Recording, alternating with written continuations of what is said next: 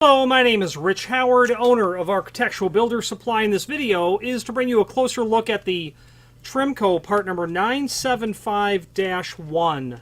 This is a door viewer, although it's not a regular door viewer, so if you're looking for a standard door viewer, steer clear of this one. But if you want to see a cool door viewer, this is definitely a video you'll want to see. Look at that little door viewer. Tiny little door viewer. And really not intended for doors that are 11/16 of an inch to 1.16 thick, even though it's sure work on it. This would be intended really for an 1.75 thick door that had panels, and the thickness of those panels were unusual. So if you had a one panel mission style sticking door with a 3/4 panel in it, an otherwise 1.75 thick door, you're going to need a special door viewer because the standard door viewer is just not going to work on that. So the 975 series from Trimco are their door viewers, and there is a link below this video to the product brochure where you can review them. Albeit in not a real consolidated sort of view. They list different door viewers, but not very elegantly. Let's take a look at the document called Template, a far better document. Far better document. Not only does that give you the chart of all of their part numbers and the minimum and maximum thicknesses that they will work with, but it will also give you guidance as to where to install the material in a standard location, which would generally be 60 inch from the bottom of the from the floor to the center line, but also in an ADA compliant height of 43 inch. That dimension floats. It doesn't float. There's a range, but 43 inch is well within the range, and would be the a very proper dimension to place it at for handicap compliance. You can see from the template sheet that it tells us that this has a fire rating of up to 1.5 hours, which is very important. If you're installing this onto a fire rated door, you certainly need to have material that's listed properly. This door viewer is going to require a 1/2 inch prep in the door, a 1/2 inch hole.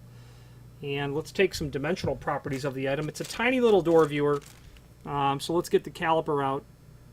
And by the way, the 625, that stands for polished chrome, and a hallmark of Trimco items is that they don't play games with their finishes. A very attractive polished chrome finish. A really nice job that they do on their finishes. The bezel, polished. The inside area is going to be polished as well. Now, they said it's a 1/2 inch hole. Let's put the caliper on the body and see what it is. 0.474. 0.474, so 1/2 of an inch is going to be really good. The diameter of the outside bezel, 0.592. 0.592. The inside diameter, 0.673. 0.673. Why take those accurate dimensions? Well, you've only got about 100,000ths of an inch between the body diameter, or the hole that you're going to drill, and the outside diameter of the bezel is even less. The point of that being is you need to be careful when you're drilling the hole. Don't take your drill bit and just blast away. You could flare or erupt that wood out, or even in a steel door, you'll find that the pressure of the bit hits it and deforms it out a little bit, and then you're stuck trying to tap it down. Which doesn't work really well. So what I like to do is drill a pilot hole on either side, and depending on how I'm drilling the door, I might drill it from both sides, or if I had it laying flat and I was able to approach it accurately this way, I might go through with my pilot bit. But I will always come from each side with the bit itself, and if you're going into metal, I would very much recommend the 135-degree point, that flattened point. A drill bit like that removes more steel per rate of progress, allowing you to get a cleaner hole so that there's less wall material left when you start to pierce through the material with the substantial diameter of the bit. What I'm trying to say is a flatter 135 rather than a 119 degree bit. I like those. I find that I get less seizing or less ripping of the material with a flatter bit. If it's a wood installation, I would certainly want to score the outside of the hole first nice and clean. Again, you don't have a lot of opportunity for error, and if you were to erupt that wood out by blasting straight through, it's not an elegant way to fix that. So be mindful of that. Also, speaking of drilling the holes, you got to mark them first. Be super careful that if you have a door that's beveled, you hook that tape measure on the outside of the door and come over and locate it. And okay, well that's 35. That's to the center line. That's going to be 17 7/8. No, not if it's a bevel door when you locate it on the other side, because you put that tape measure on the high side of the bevel, you'll have a different location. You would only do that if you had a square edge door, but if you had a bevel edge door, be mindful that a bevel is generally 3 degree or 1/8 of an inch bevel for every 2 inches in thickness. So you're going to want to compensate for that location, especially when you don't have a lot of room between the diameter of what you're drilling and the outside of that bezel. Okay, so we've talked about how to measure, where to locate it. If it's not handicap compliant, put it where the user wants it to be put. You'll very often see 2 door viewers indoors. Well, grandma moved in at some point and she's not as tall as her son, so you'll see 2 door viewers.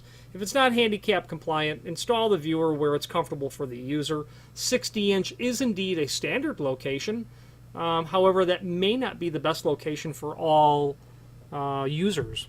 So they say that this is a minimum thickness of 11/16, and I would say that would be nothing I'd argue with. 11/16. It's a bit difficult to see there, but out to 1 1/16 inch, and I'm going to unthread that just to the point of it coming apart, and then giving it a couple of turns. Oh yeah, 1 1/16, you'd be right there. I don't think you could stretch it out anymore, but 1 1/16 would put you in good shape. Back to the fire rating. Fire-rated hardware does have to be labeled and indicated so that it's visible by an inspector. You'd have to actually remove this from the door to see that, but that labeling would be normal to be concealed. You wouldn't have a UL stamp on the outside of your item, but nonetheless, it's labeled for use on a fire-rated door up to 90 minutes. There is a link also to a document called Product Maintenance. It's just a generic statement from Trimco when it comes to finishes. I don't think anything's going to apply, any of that will apply to a door viewer, but it is their published statement. In terms of other finishes, Trimco will be able to supply this item in the 625 finish, which is polished chrome that we see here. They are going to supply it in a 605 polished brass. So you'll get this in 2 finishes, polished brass or polished chrome. Okay. If you were doing a satin chrome installation, you would possibly see something like this, because while this is certainly shiny and reflective, you could also call it unichrome.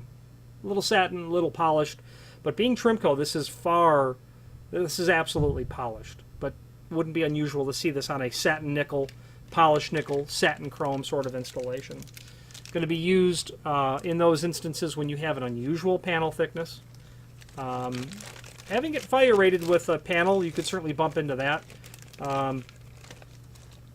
But I don't know if you would have a fire rated door with a thin panel like that. I'm not an expert when it comes to residential type doors, their fire ratings and construction when it comes to panels.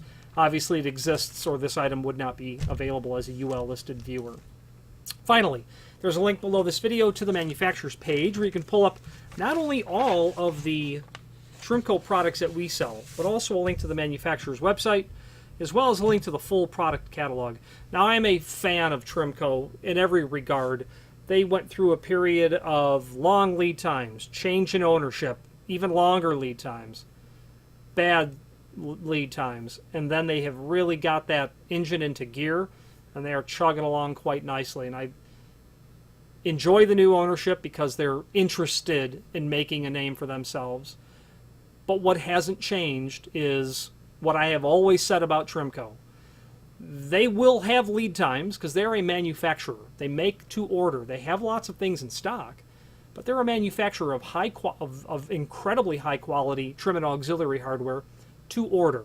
If you have the lead time, I very much encourage you to look at Trimco because their material, the quality is always well worth the lead time. And I say that in terms of their fit and finish. When you look at their finishes, you get a nice piece of brass material and it still smells like the polish that was used to bring that to completion before shipping. It's material that you'll see installed decades after the original installation. It's handcrafted material and done by people who really care about the business. If you have any questions on the 975-1 in a 625 finish or any other Trimco product, please feel free to reach out to us. And thank you.